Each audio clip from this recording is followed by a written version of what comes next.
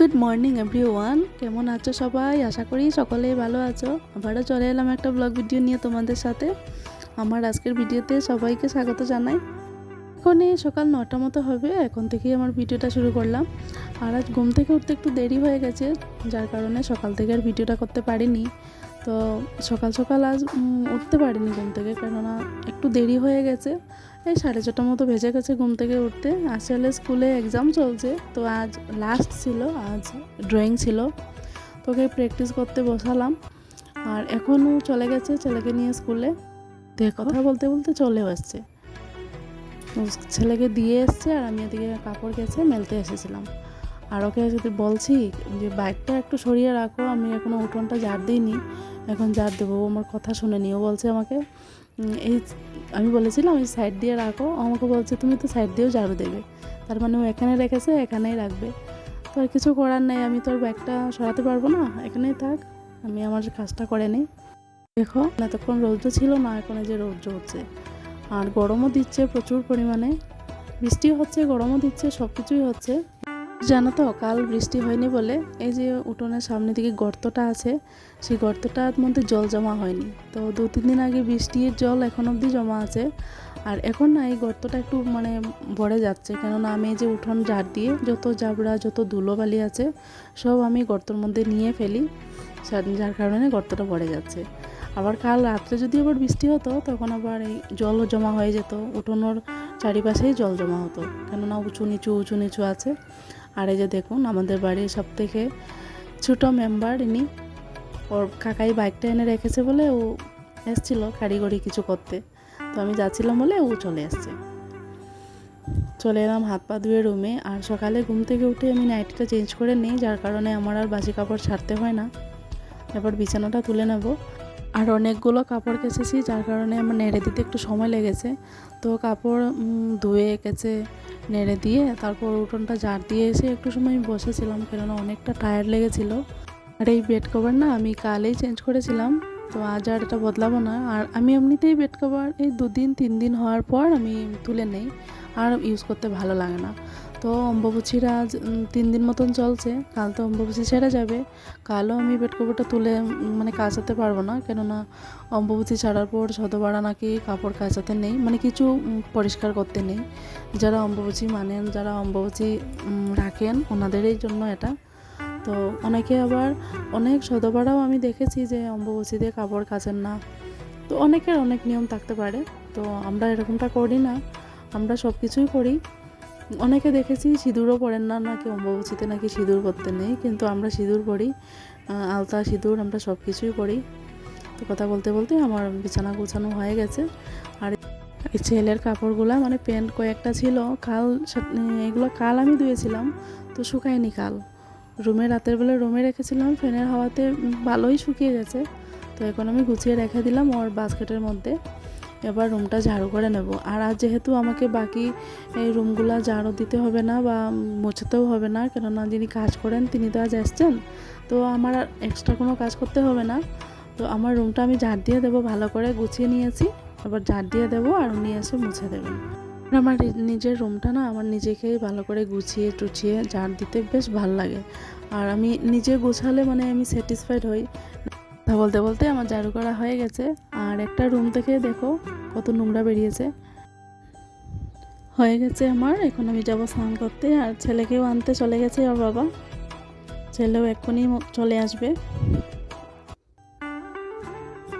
আর এখন যেহেতু পুজো দেওয়া নেই, আমি স্নান টান করে এসেছি, স্নান করে এসেও ঘামছি, কীরকম গরম দিচ্ছে বলো।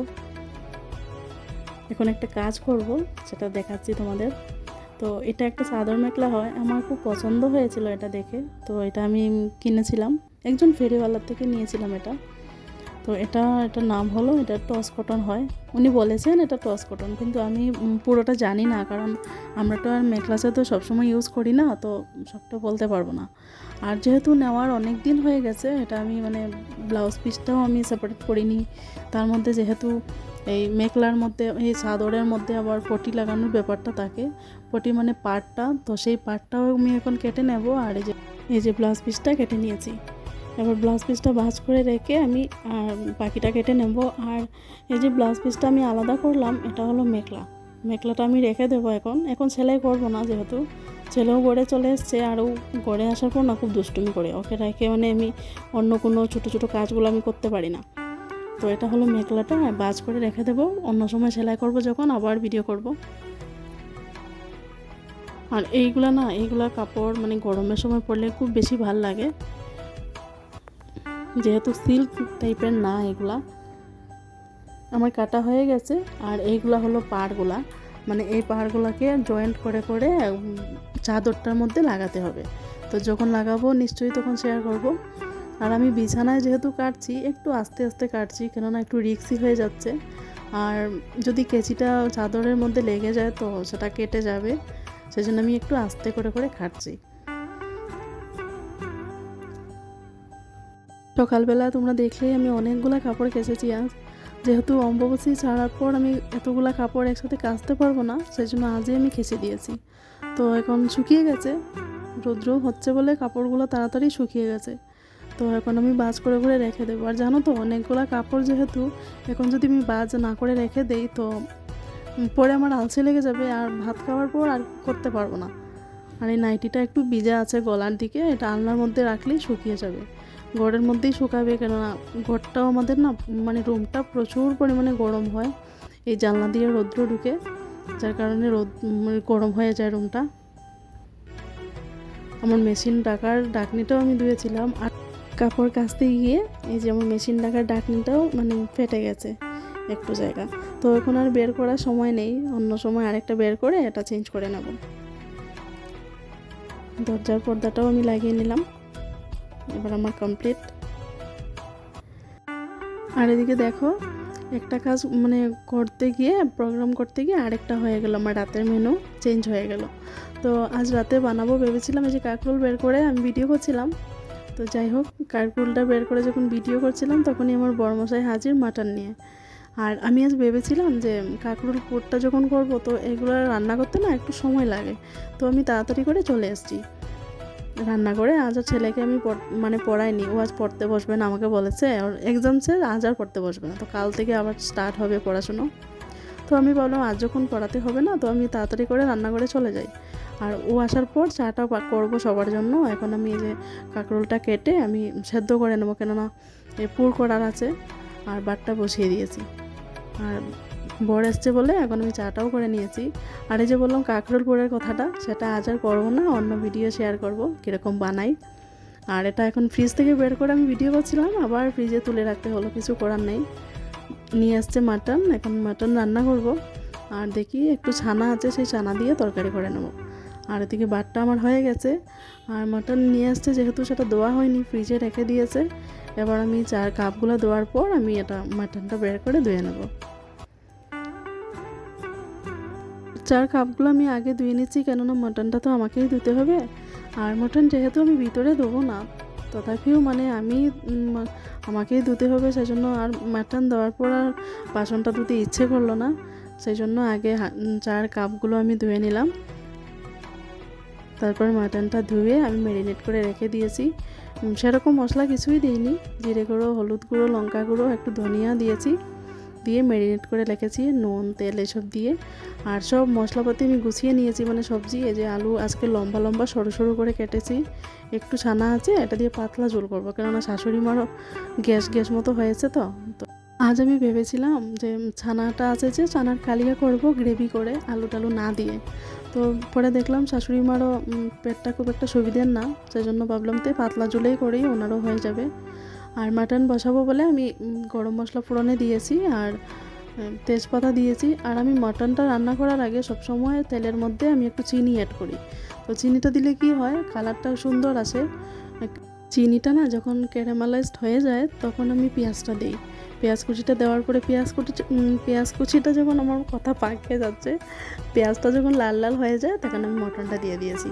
তো এরকম করে কষিয়ে মটনটা রান্না করলে না কালারটা ভীষণ সুন্দর আসে। তখন যদি তুমি লঙ্কার গুঁড়ো নাও দাও, আমরা তো কাশ্মীরি লঙ্কাটা ইউজ করি না সব সময়, তো কাশ্মীরি লঙ্কা না দিলেও কালারটা সুন্দর আসে। তো আমি দেখাবো কী করে কালারটা সুন্দর আসে। আর আর যে কোনো তরকারি ভালো করে কষিয়ে রান্না করলে এমনিতেই কালারটা সুন্দর আসে, কাশ্মীরি লঙ্কার ইউজ করতে লাগে না সবসময়। আর যেহেতু কাশ্মীরি লঙ্কা বা এমনিতেই লঙ্কার গুঁড়াটা খাওয়া খুব একটা ভালো না সবসময়, পেটের জন্য খুব খারাপ সেটা। আর আমরা তো লঙ্কার গুঁড়ো খুব একটা কমই খাই, বেশি ইউজ করি না। আর কাশ্মীরি লঙ্কা তো একেবারেই না। তো এদিকে আলুটা বসিয়ে দিয়েছি। আলুটা আমি এই যে ছানার তরকারিটা করবো বলে ফোড়নে দিয়েছিলাম পাঁচফোড়ন, তেজপাতা দিয়ে বসিয়ে দিয়েছি। আর যেহেতু পাতলা তরকারি করবো সেজন্য মশলা সেরকম কিছুই দেবো না, একটু জিরে গুঁড়ো, একটু ধনিয়া গুঁড়ো দেবো। আর গরম না প্রচুর পরিমাণে পড়েছে জানো তো, ফ্রিজে জল রাখলেও জলটা আজকে মানে গরম হচ্ছে না বুঝি আমি। তো আমি অল্প পর যেহেতু জল খাই তো বারবার নিয়ে ফ্রিজে রাখি আবার আনি, এরকমটা করি রান্নার সময়। তো দেখো মটনটা এদিকে কষানো হচ্ছে, তো এখনও পুরোপুরিভাবে কষানো হয়নি। তেল যখন সেপারেট হবে তখন আমি গরম জল দেবো। আর মটনের মধ্যে না কখনো ঠান্ডা জল দিতে নেই জানো তো, মানে ঠান্ডা জল কেন দিতে নেই, এই কষানোর সময় তো সেদ্ধ হয়েই যায় না, তো ঠান্ডা জলটা দেওয়ার পর আবার মানে শক্ত শক্ত হয়ে যায়। তখন তুমি জল দেওয়ার পর যতই সেদ্ধ করো না কেন সেই টেস্টটা আসে না। আর যে কোনো রান্নাতে আমি মনে করি গরম জল দিলে রান্নার টেস্টও বাড়ে। দেখো কীরকম কালার হয়েছে। আমার রাতের বেলা তো কারেন্টটা চলে গেছে আর ইনভার্টারে একটা লাইট আছে বলে এরকম দেখাচ্ছে। দেখো আমি কষানোর পরে জল দিয়েছিলাম, তো রান্নাটা কমপ্লিট হয়ে গেছে। কীরকম হয়েছে দেখতে অবশ্যই কমেন্টে বলো। আজ একটু ঝোল রেখেছি, পাতলা ঝোল। আর রান্না বাড়ার পর প্রতিদিনের কাজ যেটা রান্নাঘর পরিষ্কার করা, তো আমি ভালো করেই মুছে নিয়েছিলাম আগে। এই স্ট্যান্ডগুলো তুলেও ভালো করে ধুয়ে নিয়েছিলাম, কেননা মটন বানিয়েছি বলে। আর আজ না আমার রান্নাঘরটা পরিষ্কার করতে অনেকটা দেরি হয়ে গিয়েছে, কেননা এখন সব ঘুমিয়ে পড়েছে, আমি একাই আছি রান্নাঘরে। আর মাটন বানিয়েছি বলে একটু দেরিও হয়েছে রান্না করতে। তো এখন আমি ভালো করে পরিষ্কার করে চলে যাব। তো আমার ভিডিওটা আজ কেমন লেগেছে অবশ্যই জানিও কমেন্টে। ভালো লাগলে শেয়ার করো, কমেন্ট করো, আর অবশ্যই সাবস্ক্রাইব করো আমার চ্যানেলটা। তো আমি রাতের বেলা প্রতিদিন আমি এরকমই পরিষ্কার করেই যাই। আর রান্নাঘরটা কখনো অগোছালো করে যেতে নেই রান্না করার পর। রাতের বেলা হোক যখনই হোক রান্নাঘরটা সবসময় পরিষ্কারই রাখতে হয়। তো আজকের মতো এটুকুই, দেখা হবে অন্য আরেকটা ভিডিওতে। ততক্ষণের জন্য বাই বাই।